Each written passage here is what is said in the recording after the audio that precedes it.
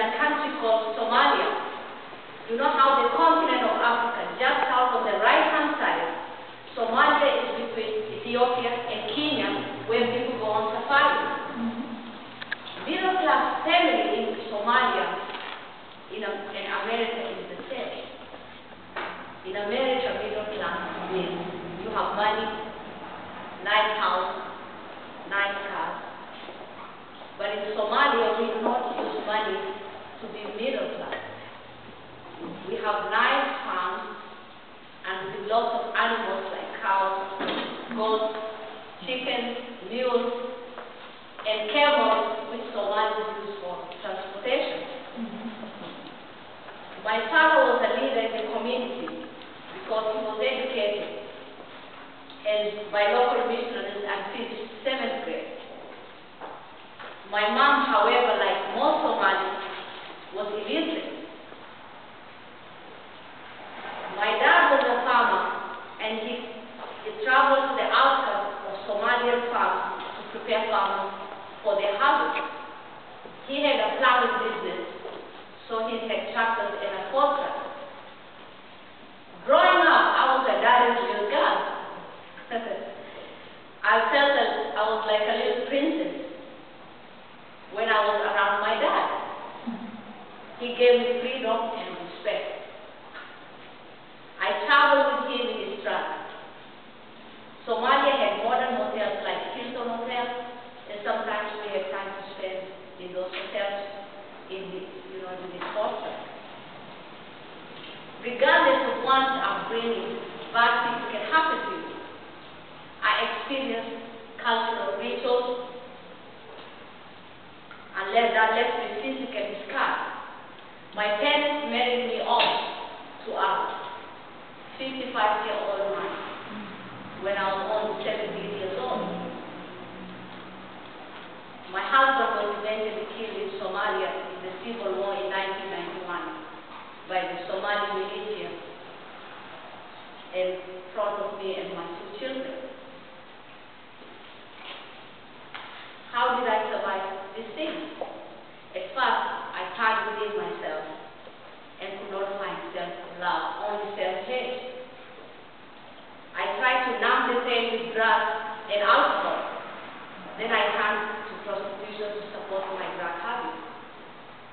It wasn't so bad since I could not feel anything down there.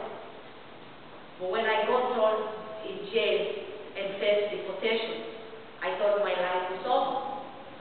Then a second chance occurred. I got asylum, and his sheltering arms took me into their program, and I learned self-love. In December 2008, I received this book, Think It Good, 52 lessons, 52 life lessons by Dr. Nina Kraft. Dr. Nina Kraft has really helped me because self-love is accepting yourself as you are, even on a bad day. I started sharing self-love with other women in his sheltering arms. Soon I started giving motivational speeches to them. Now, the Women's Peace Campaign is training me to be a motivational speaker. I will continue to share the message of hope through self-love. I'm looking forward to sharing my story with my sisters in Somalia who had experienced the negatives of our culture and show them how to live. I want to raise money and awareness of the horror of clitoral circumcision and make a political impact. I'm a single mom who is making a difference. Just to add to that we have a lot of big refugee community and immigrants from Somalia. Now, what they do is they do circumcision to young girls at the age of -12 years old. And what I want to do is just to raise awareness so that these growing up children who came to seek asylum in this country, to show them that America is safe haven and that it's okay, and to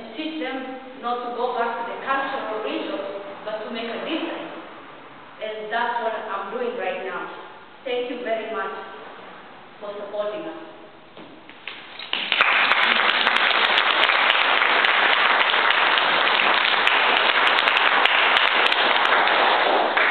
Let's all stand up and express self-love by standing and repeating the affirmation. Okay, everyone ready now? Yeah. Okay, I would like you to repeat after me. There is only acceptance of my perfect self. I love myself unconditionally. Thank you very much for being here, and I'm so proud that all of you came so that we can make a difference in single mothers to help people who are being hurt through cultural rituals or any other kind of problem. Thank you very much. Okay, you're on. Okay. I was an average girl growing up in a middle-class family in a country called Somalia. You know that how the continent of Africa jets out on the right side? Somalia is just located between Ethiopia and Kenya, where people go out on safari.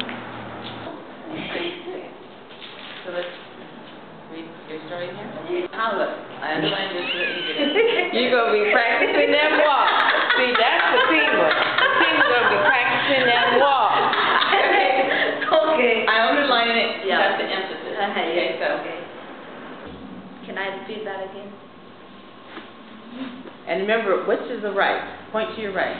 Right this way. Okay, that's good. When you point like Yes, this. when you point like this. Yes. So Because right now you're going like this. yeah, like this or like this. Okay. Okay. So isn't Ethiopia on top, and then Kenya is below? Ethiopia and Kenya. Okay. And so what you're doing with your left hand is now you're crossing your face, and we can't see your face. Okay. So you're going to use your hand like you're doing, you know, a display. Yeah, like this. So no, just only your right hand. So you're going to go like this, and then you're going to say this and this. like this, and then like this. Okay. All right. Okay. I get it. Okay. One more time. I was an average girl growing up in a middle-class family in a country called Somalia. You know how the map of Africa jets out on the right-hand side, and it's between Ethiopia and Kenya. And did we have the word map there or continent? We have the map here, but we wrote this one. Isn't this where you're reading? Yeah. Now. Okay, that's what I was getting confused. So here, remember? The continent of Africa and just. Not just. Just. There we go. I just want you to know that so far your speech is enjoyable to watch. Okay, good. Okay, thank you. Entertaining. Very good. Yay! I think that's enough for today. Uh-huh. And so make sure you practice your gesture.